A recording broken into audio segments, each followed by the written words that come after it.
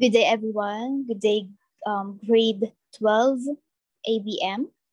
So we're going to discuss chapter 3 of business ethics and social responsibility. Chapter 3, social responsibility of entrepreneurs. Lesson 12, practice of sound business.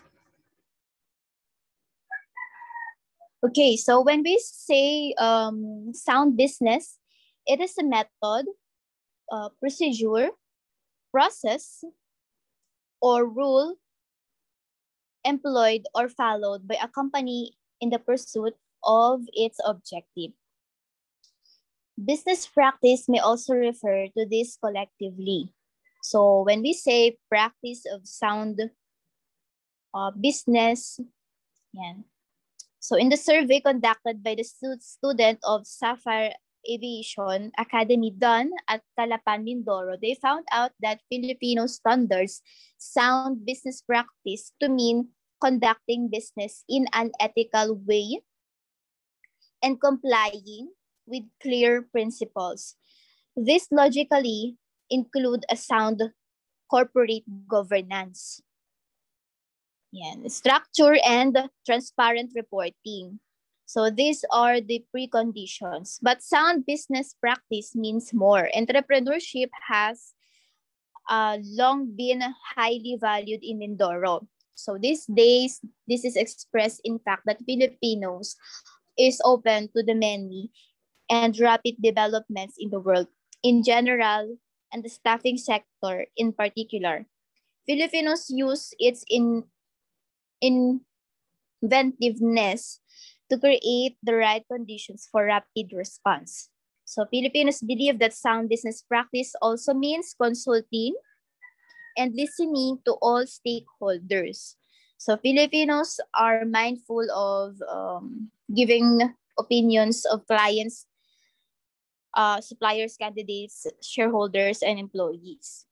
So we have the 3 subtopics of sound business practice: the integrity and transparency, leadership, and responsible procurement.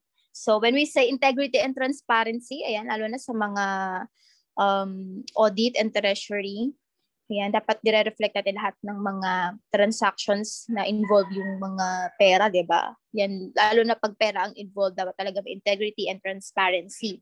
Do what you say and say what you do. And ideal is ideal. Yan, the key mottos of the Filipinos. So Filipino attaches the great value to clear and transparent communication with all the stakeholders. So lahat ng backups, lahat ng informations na kailangang malaman ng mga stakeholders natin, kailangan nating ipakita. Yan. Para hindi masira yung reputation natin and then yung trust, no, mas ma-strengthen yung trust. Next is leadership. Yan, leaders set a good example. Yan. So those leaders that set a good example are proactive and take responsibility. They put strategy into practice and result-driven and open to self-reflection. Next is the responsible procurement. Yan. It means purchasing based on open and honest communication whilst being aware of the chain behind the product. In tendering procedure or when entering into contracts, clients and suppliers will be asked about the sustainability of their product. So is it transparent? How is it produced? Or is it responsible? So we have the following standards of sound business. So first standard is the corporate governance, the leadership and oversight. So when we say corporate governance, credit unions, popularis must effectively direct, oversee, and manage their business activities and ensure that performance, accountability, and integrity are achieved. Standard 2, strategic management. Yan. Ensure that business operations are effectively planned, executed, and monitored.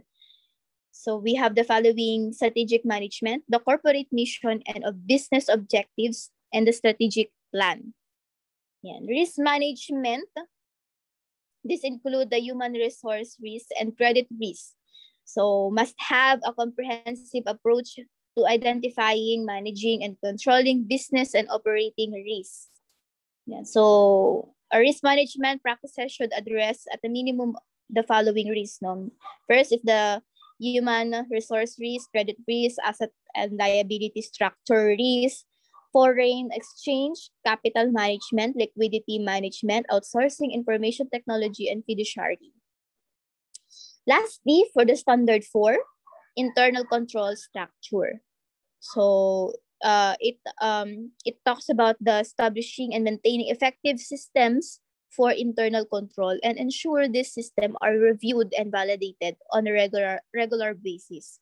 So we have the following key elements: the internal control environment and internal controls, and the audit function.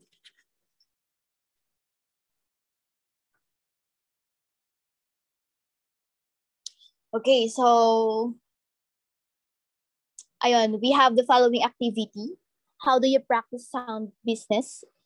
Then you should prove your answer. So meron tayong mga standards, ayan, meron tayong mga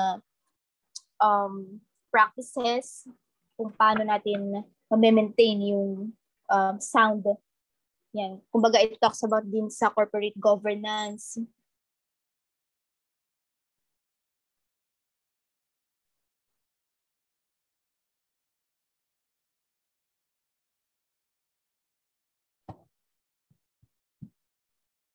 Yan. So number 3 naman, give at least 3 standard of sound business. Actually, we have 4, pero yun nga, give at least 3. And then, you should be able to explain each. Pwede yung i-view pa yung mga naging last chapter natin. And we have the corporate governance. You can check kung ano yung corporate governance, strategic management, risk management, or internal control structure. You should explain each. Ayan, and then explain each subtopic of sound business practice: integrity and transparency, leadership, and responsible procurement. Okay.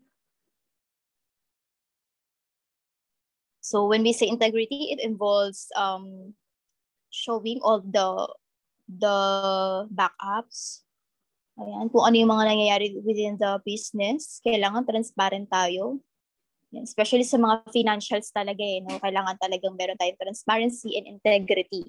Yan, lalo na sa pera. And then sa leadership, yan, lahat ng mga strategies dapat pinuput into action ng mga leaders. Responsible procurement, make sure na lahat ng pinopurchase natin ay based sa open and honest communication. Yan, and then aware tayo doon sa chain behind the product. Ayan. And then you can also use Google for more explanation ng integrity, transparency, leadership, responsible procurement. Ayan. So this can be checked in paper. Okay. So that's all for the lesson 12 of chapter 3 of business ethics. So I think meron na lang tayong last chapter, which is the lesson 13, and that will be released next week.